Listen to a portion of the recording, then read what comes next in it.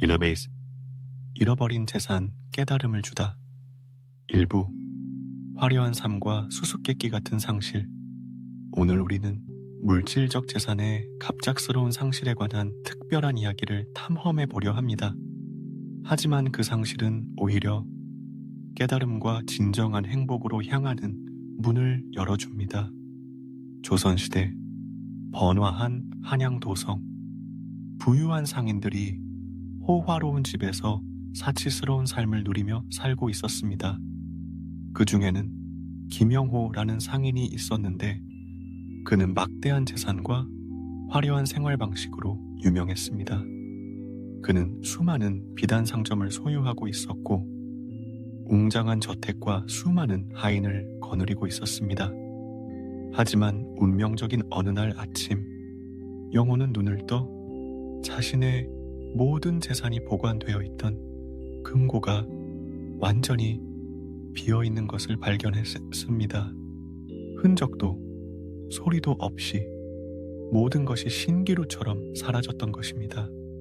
이 소식은 삽시간에 퍼졌고 한양은 온통 이 이야기로 떠들썩했지만 아무도 그 이유를 알 수 없었습니다. 영호는 절망에 빠졌고 자신이 가장 중요하다고 여겼던 것들이 연기처럼 사라진 현실 앞에서 무력해졌습니다. 바로 그 순간 그는 진정한 부와 삶의 의미에 대해 스스로 묻게 됩니다. 2부 진실을 향한 여정과 깨어나는 고통. 영호는 모든 호화로움을 뒤로한 채 자신의 상실의 비밀을 찾기 위한 여정에 나섭니다. 그는 조선 팔도를 떠돌며 이전에는 가본 적도 없는 낯선 마을들을 지나치며 해답을 찾으려 했습니다. 처음에는 그 현실을 받아들이지 못하고 분노와 억울함으로 가득 차 있었습니다.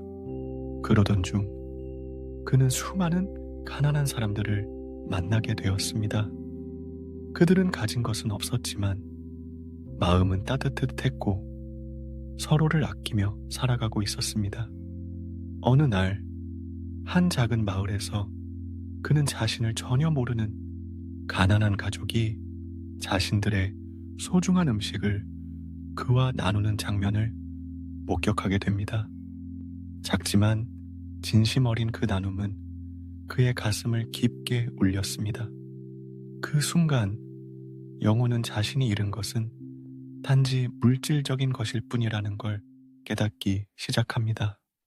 더 귀중한 재산은 바로 사람들 사이의 정, 자비, 그리고 나눔이라는 사실을 말입니다.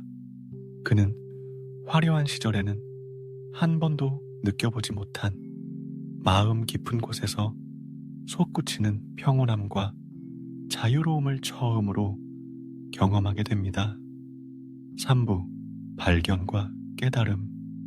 그의 여정은 계속되었고 그는 결국 한 외딴 산 속절에 머무르고 있는 노승을 만나게 됩니다.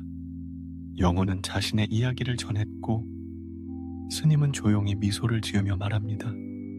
사람은 가진 것을 잃고 나서야 그 진정한 가치를 알게 됩니다. 삼국유사에는 이런 말이 있습니다. 세상의 모든 재산은 무상하니 지혜와 자비만이 영원히 남는다.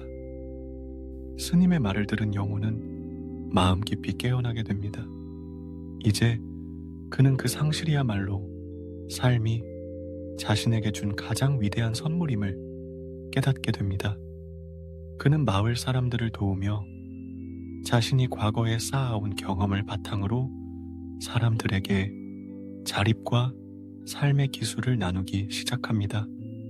시간이 흐를수록 그는 더 이상 상실에 슬퍼하지 않았고 삶의 깊은 의미를 깨달으며 살아가게 됩니다.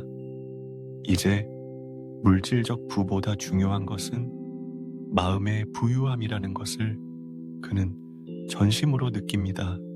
4부 영혼의 부활과 우리 모두를 위한 교훈. 한양으로 돌아온 영호는 더 이상 옛날의 그 부유한 상인이 아니었습니다. 그는 단순하고 검소하게 살며 모든 사람과 어울리고 이웃을 돕는 삶을 살았습니다.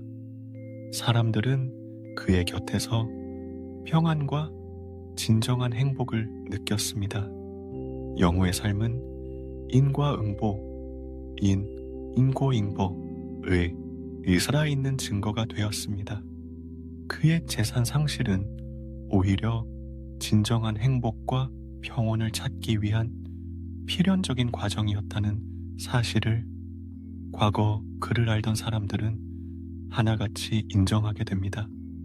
친애하는 여러분, 이 이야기는 우리에게 세 가지 귀중한 교훈을 전합니다. 첫째, 마음의 평안과 행복보다 중요한 재산은 없습니다. 둘째, 때로는 어떤 것을 잃는 일이야말로 우리가 깨어나고 삶의 진정한 가치를 되찾는 계기가 됩니다.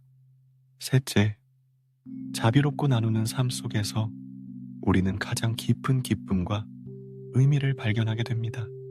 오늘의 이야기는 여기서 마무리하겠습니다.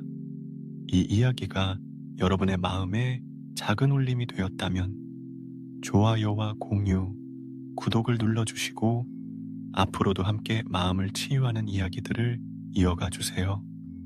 모두의 삶에 평안이 함께하길 바라며 다음 이야기에서 다시 뵙겠습니다. 감사합니다.